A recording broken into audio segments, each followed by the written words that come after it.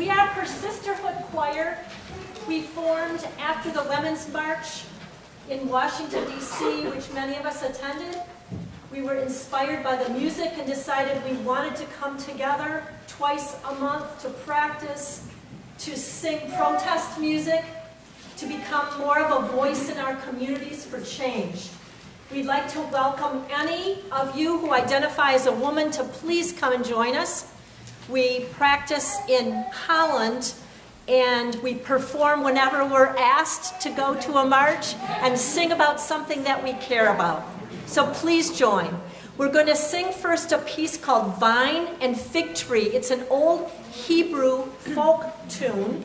And I think, given the age of this crowd, many of you will remember it as an anti-war song from the past. But it's also one that we think speaks clearly for today. And everyone neath their vine and fig tree shall live in peace and unafraid. And everyone neath their vine and fig tree shall live in peace and unafraid. And everyone neath their vine and fig tree shall live in peace and unafraid. And everyone neath their vine and fig tree shall live in peace and unafraid. And everyone neath their vine and fig tree shall live in peace and shall grow no more. And everyone neath their vine and fig tree shall live in peace and shall grow no more. And everyone neath their vine and fig tree shall live in peace and shall grow no more. And everyone neath their vine and fig tree shall live in peace and shall grow no more. And everyone neath their vine and fig tree shall live in peace and shall grow no more. And everyone neath their vine and fig tree shall live in peace and shall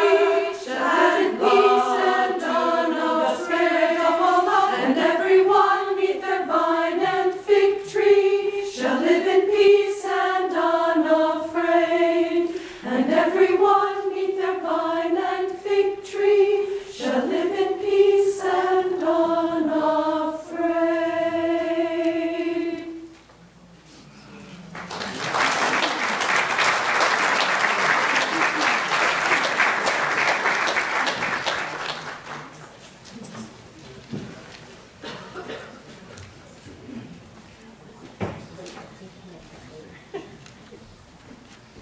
Hello, everyone. Wow. I've been told that I have a very powerful voice. Good morning. Thank you all for being here, and thank you to the amazing Persisterhood.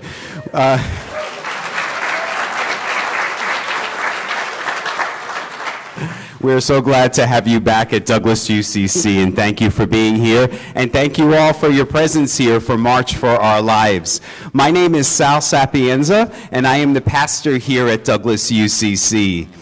This historic church where we are gathered was built in 1882.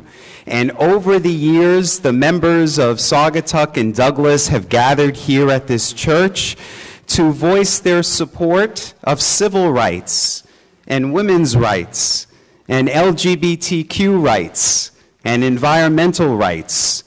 And just this past December, on the 5th anniversary of the Newtown shooting, we gathered here for a vigil for gun violence.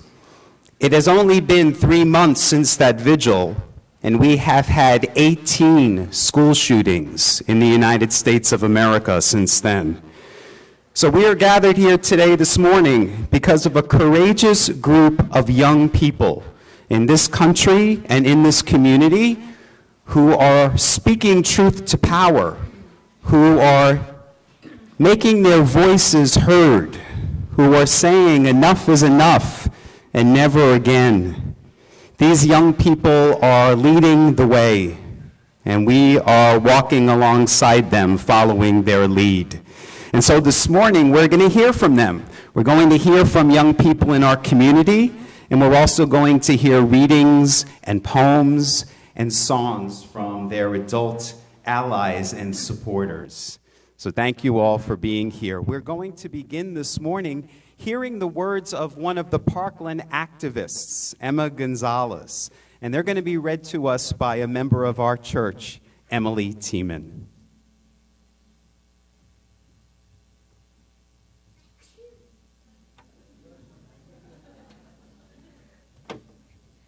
This is part of the speech that one of the Stoneman Douglas survivors, 18-year-old Emma Gonzalez, gave just days after the shooting that took the lives of 17 of her peers and teachers at her school.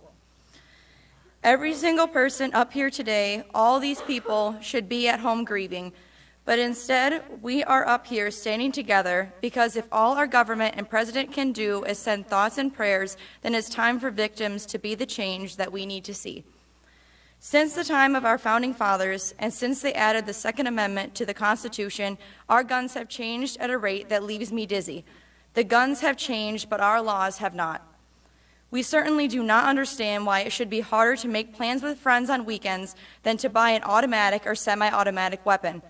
In Florida, to buy a gun, you do not need a permit. You do not need a gun license. And once you buy it, you do not need to register it.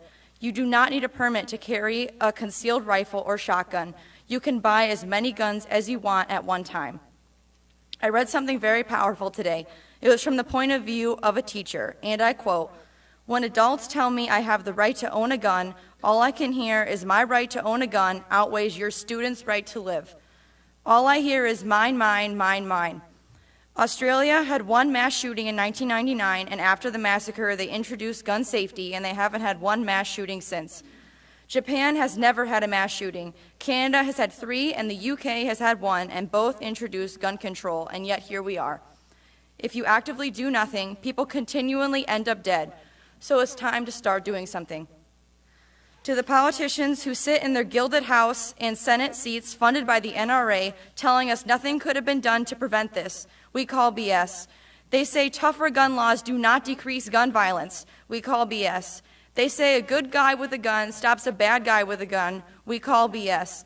They say guns are just tools like knives and are as dangerous as cars. We call BS.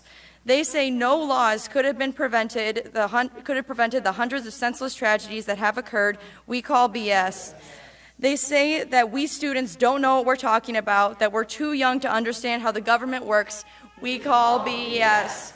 We are going to be the kids that you read about in textbooks, not because we're going to be another statistic about mass shooting in America, but because we are going to be the last mass shooting. We are going to change the law. We are the ones we've been waiting for.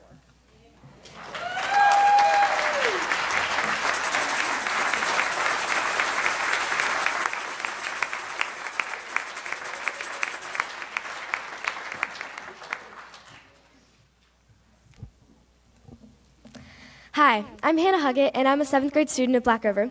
Pastor Sal has asked me to come up here today and speak about gun violence, and I'm really grateful he gave me the opportunity, and I'm really excited to share what I have to say with all of you.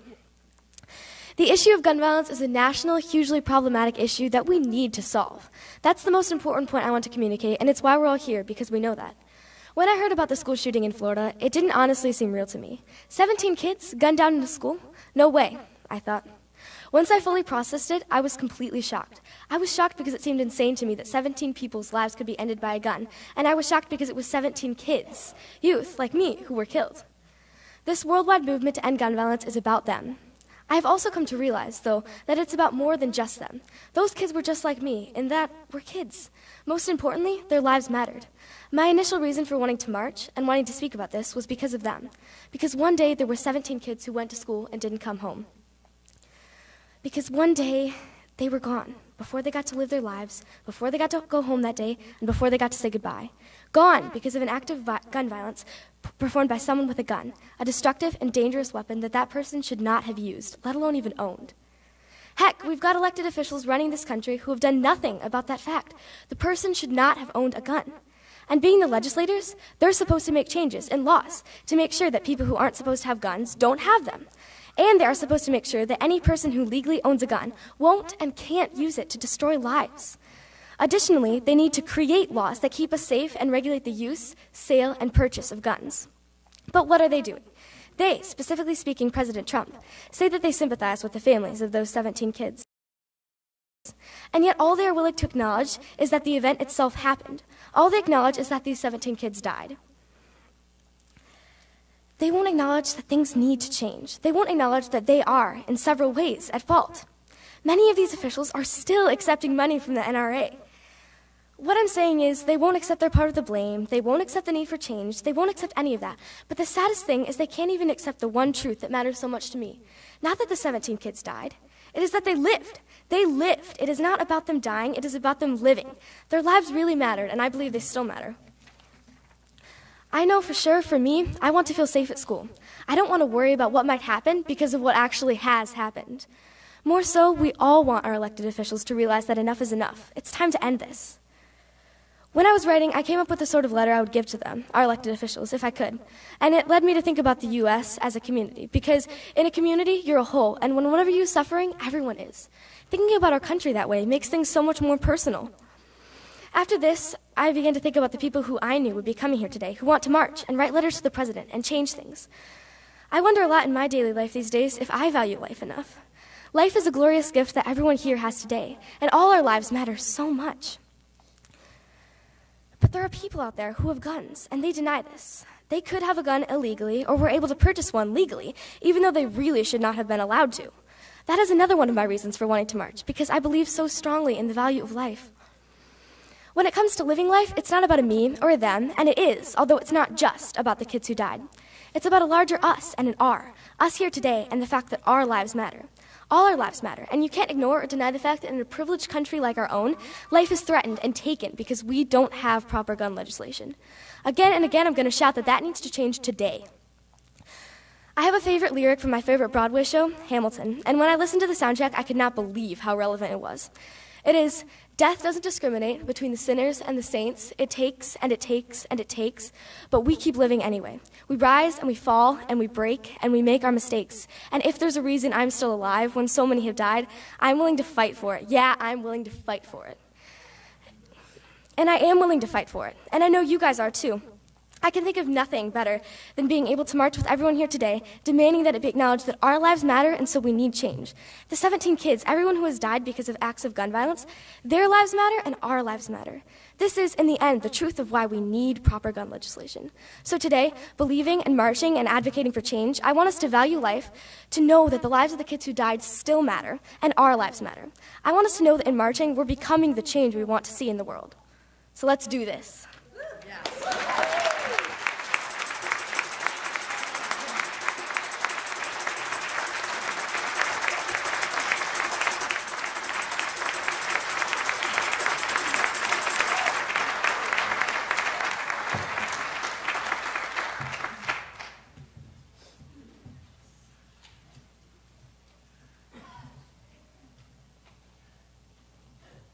Thank you, all of you.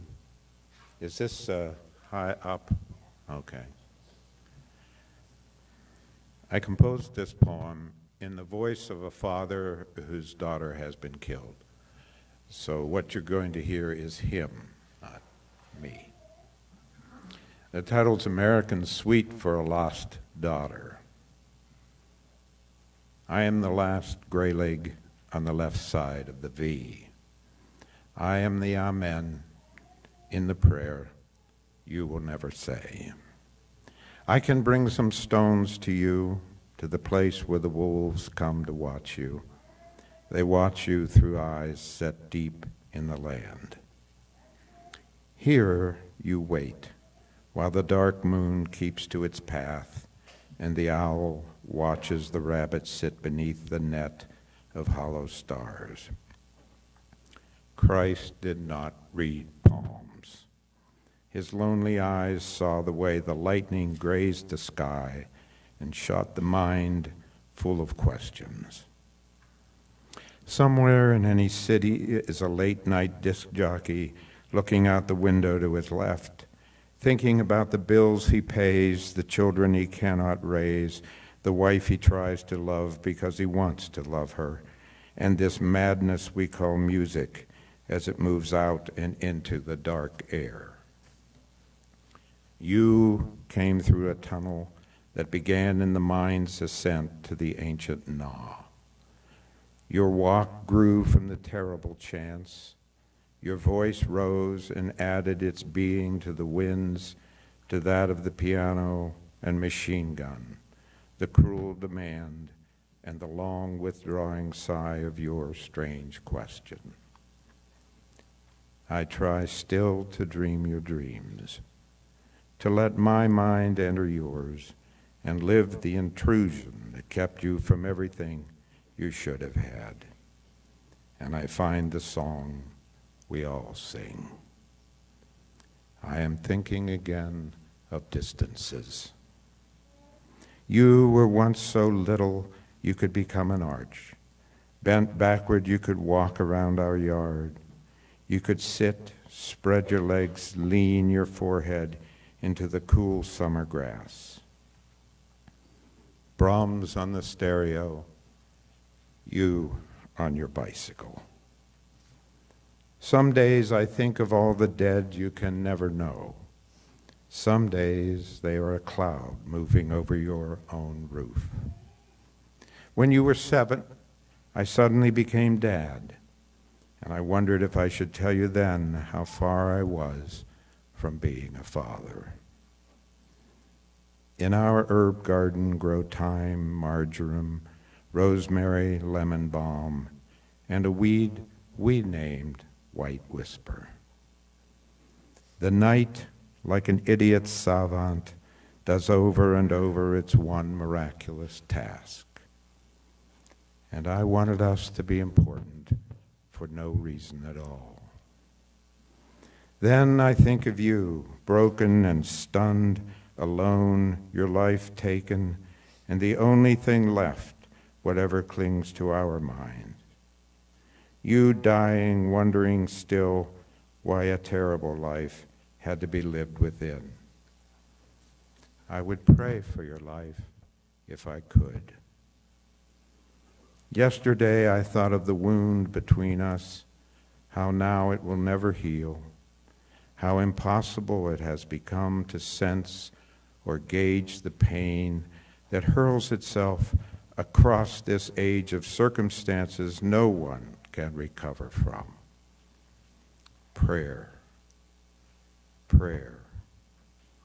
If none of this can bring a God to end it all, then I remember the nights we walked and tried to see only the stars.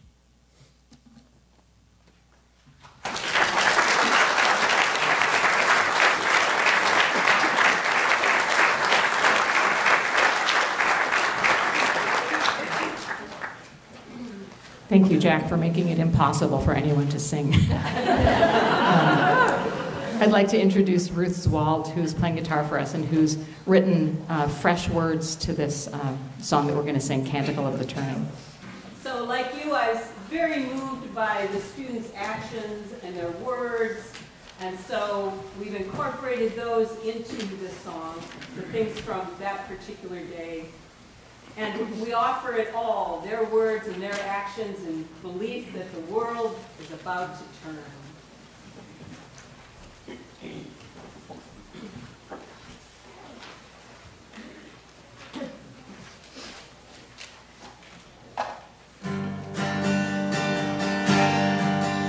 Our soul cries out with a joyful shout, and the hope of our heart is great, and our spirit sings of the wondrous things that are brought to the ones who wait.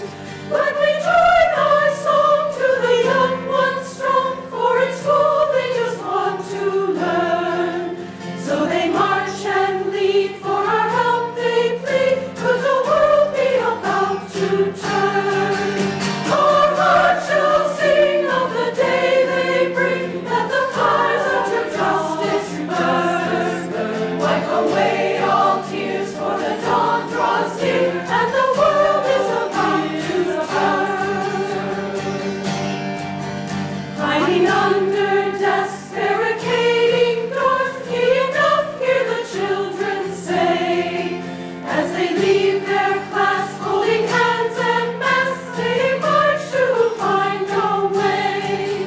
Though they are small, see them standing tall, with the courage that holds them stern. Set a brand new pace for the human race. Yes, the world is about to turn. Our hearts shall sing of the day they bring, that the fires of true justice burn. Wipe away all tears, for the dawn draws near, and the world is about to turn. Though the nations rage from age to age, we remember what holds us fast. Our hands reach out with a joyous shout, and hold our neighbor's grasp. This saving word that the young ones heard is the promise which holds us firm. No more hate and fear, only love we hear, 'cause the world is about to turn. Our hearts shall sing of the day they bring, that the fires of true justice burn. Wipe away all tears, for the dawn draws near, and the world is about to turn.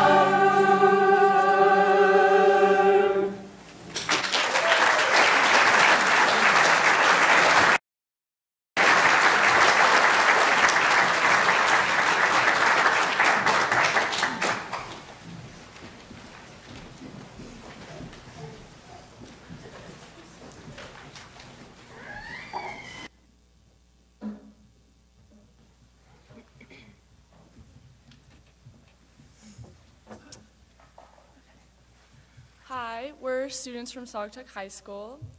This story is part of the speech that a senior named Caitlin Demarest gave at our school's walkout, and us students thought it was extremely powerful. My name is Samuel Granillo. I am 17-year-old junior at Columbine High School. On April 20, 1999, I barricaded myself in an office near the school's cafeteria. Gunfire and the sounds of bombing were everywhere. The eerie silence that followed. I noticed that there was no lock on the office door, so I shoved my toes in the bottom of the door. I laid on the ground and used my body weight to wedge it shut. 17 other people were in that room with me, not knowing what would happen next. A couple minutes later, the doorknob turns.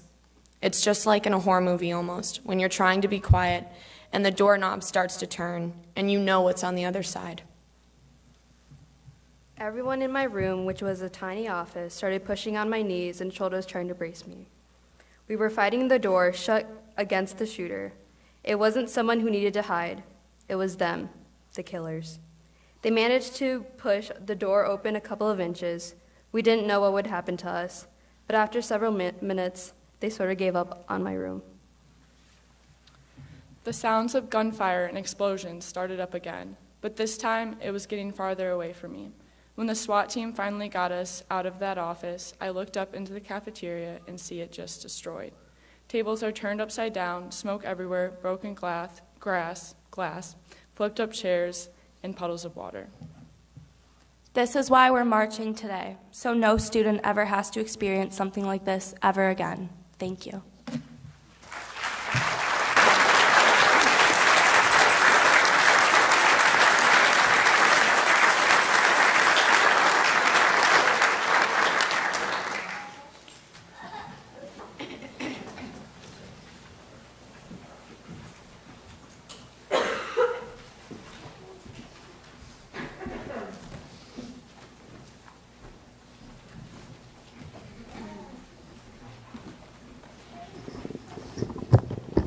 Wow, we've heard a lot of powerful words and some incredible music today we have on this occasion. I'm Dan Pierce from South Haven, Michigan, and I've been writing a lot of protest and cultural commentary songs in the last few months, and after the Parkland shooting, I was, of course, very, very moved. And this is a song I wrote in response to the Parkland shooting and some other events that were happening simultaneously. The world, excuse me. world sometimes is brutal and cold. We are bought and we are sold. How can people be so callous and so mean? I often wonder where's the end, and I'm looking for a friend to help me understand what all this madness means. Oh, they're dropping bombs in Syria on hospitals and schools, on people's homes. It seems so cruel. So many people dying, kids screaming and crying over parents' bodies. What's the reason for? And I don't know how to pray anymore.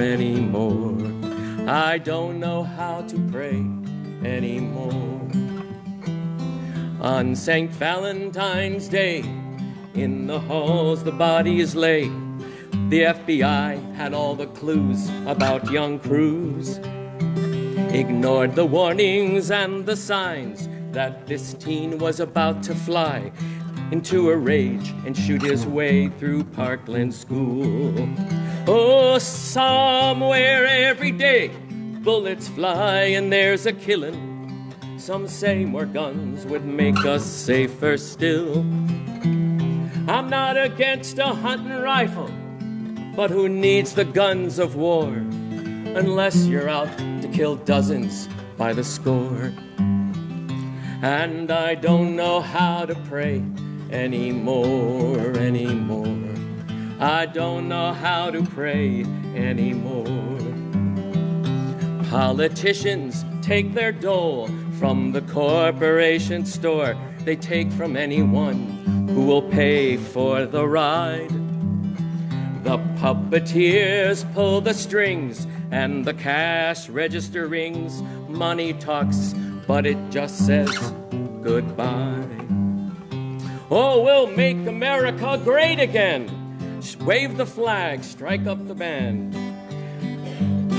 The world will know. Let me start that one again. This is hot off the presses. Oh, we'll make America great again. Wave the flag, strike up the band. Tell the world we're the best and number one. In power and in might, we're ready to charge, we're ready to fight. And then have a big parade and build a beautiful wall.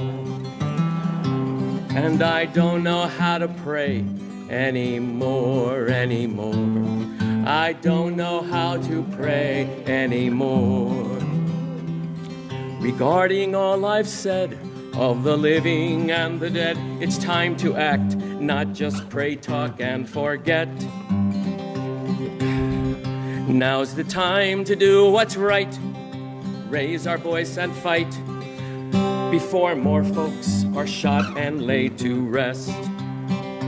We need sane gun legislation, background checks and regulations to keep the lethal weapons away from the madmen. Oh, screw the NRA, they don't give a crap but pay homage to those guys who sell those guns. And I don't know how to pray anymore. I don't know how to pray anymore. It comes down to you and me. If this land stays true and free, and everyone gets a decent chance, it's the little things we do and say each and every day that will change the world for better or for worse. Oh, it's time to end my song. I know it's weighty and it's long, but I've had a lot on my heart to say. Thanks for being here, for your patient listening ear. We may disagree, but we're neighbors just the same. And I don't know how to pray anymore. I don't know how to pray anymore. One more time. Now I don't know how to pray anymore. I don't know how to pray anymore. Thank you.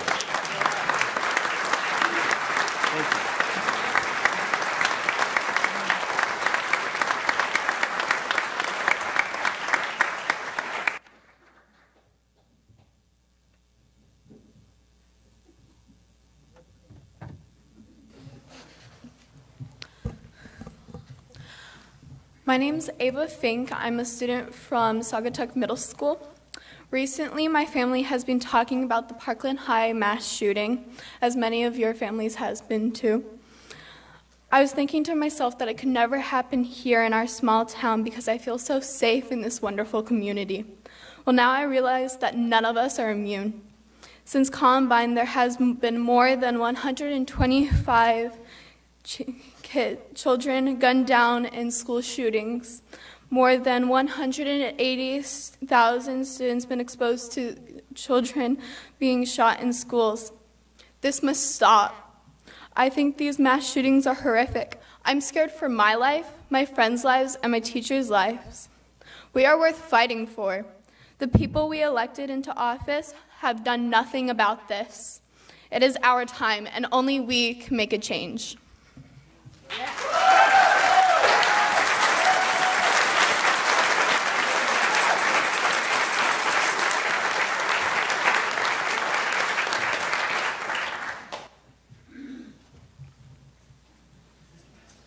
Good morning. I'm David James, and I'm very grateful to have been asked to read a poem this morning. I wrote this one in particular for this morning, and it is for Marjorie Stoneman Douglas High School. Surreal expulsion. 14 chairs loiter, emptied, no young bodies adjusting for the next lesson, hand-raising, class clown antic, contemplative talk, pat show of teen contempt, rhythm beaten with pencil, palm, bouncing knee, jouncing heel, wisecrack, step in the impossible problem never to be solved. Instead, more of the same news. The same vows, taxiing the hellish hallways of feigned intention, but never taking off. The same dazed moments of the dead.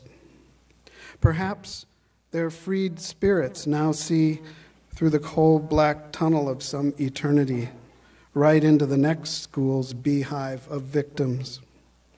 Perhaps they still shadow their 3 steady mentors, who stood staunch ground in the slow motion flow of high-speed ammo. The clip of names shoots holes clean through law's callous gut. Aaron, Helena, and Alex. Carmen, Peter, Kara, Chris, and Meadow.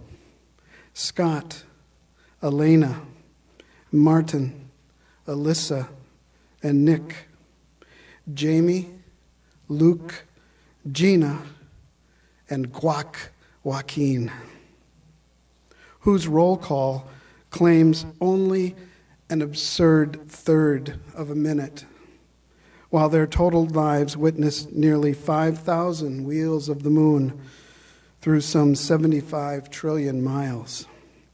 But unlike the pull of that implacable moon, the glib fever of prayers and condolences can't turn the tide of memories radiating its fixed fissures scored by shards of glass and bone. Here, we're left to settle the moonscape of too late for those whose expelled footsteps befuddle us. And lauding immortality soothes no better. We know we relax at our children's peril, run rash risk of shoring up the open-closed, carry-frenzied fight, take false hope in the bundles of whitewashed bills.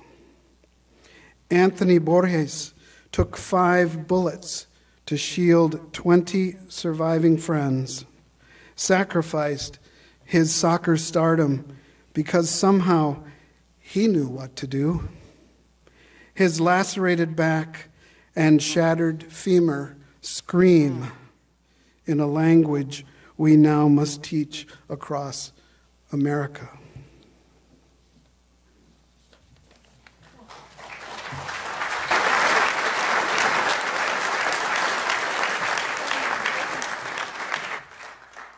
Thank you, David. And thank you to everyone who participated today.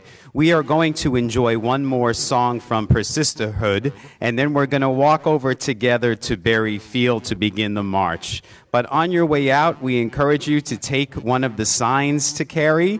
We encourage you to take handouts of the poems from our poets this morning, as well as a handout from our denomination, the United Church of Christ, which has been advocating for gun control for over 20 years. It will give you practical ways in which you, in the coming weeks and months, can continue to make your voices heard.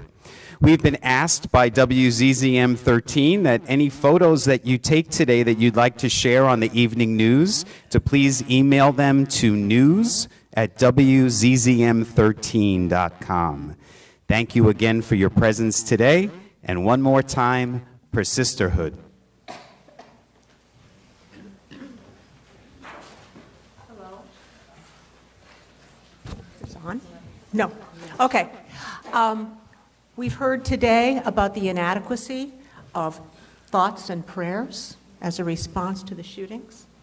We have a song to sing for you that's called "If We Just Talk of Thoughts and Prayers." It's a melody that you'll know, many of you, from hymns, from folk songs. New words were written for this by Carolyn Winfrey Gillette, specifically on this subject, and we invite you to join us in this song. We've passed out some words. Please share.